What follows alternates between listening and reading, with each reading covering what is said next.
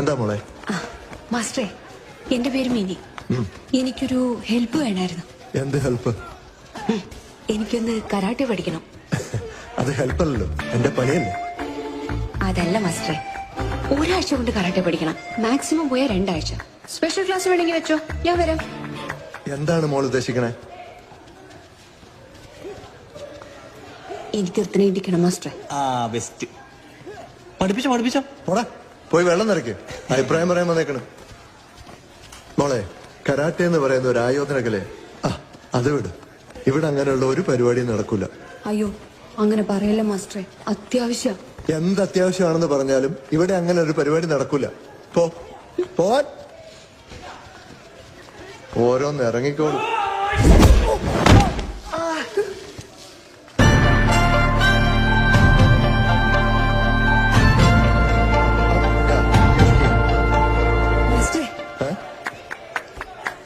ആ ചേട്ടനെ മാത്രം ഒന്ന് വിട്ടേരൂ പ്ലീസ്.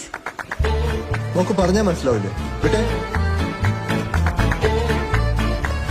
ഓരോന്ന് വന്നേക്കണ് വെറുതെ അലമ്പുണ്ടാക്കാൻ വേണ്ടിട്ട്. ഇതേതാണ് വള്ളി?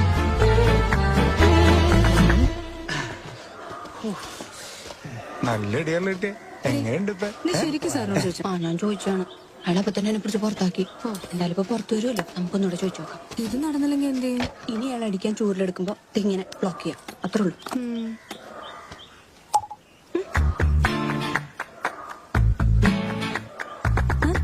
എടാ തന്നെ തന്നെ ഇങ്ങോട്ട് വാ. ഇടി നമ്മളെ വിളിക്കാം.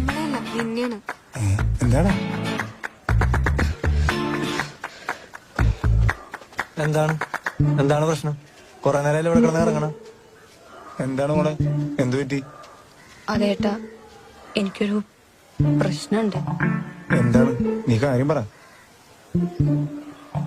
എനിക്കൊരാളെ ഇടിക്കണം. ആരെ? കാമുകനാണോ? കാമൂനൊന്നല്ല ഏട്ടാ, ഞങ്ങളുടെ സാറിനാണ്. സാറിനെ? എന്താണ്? നിനക്ക് വല്ല ഇമ്പോസിഷൻ തന്നാ? ഒന്നല്ല. താൻ കാര്യം പറയടോ, എന്നാലേ പരിഹാരം ഉണ്ടാക്കാൻ പറ്റൂ. കാര്യത്തിരി പേഴ്സണലാണ്. ഞങ്ങൾക്കൊരു സാറുണ്ട്, ഉണ്ണിരാജൻ.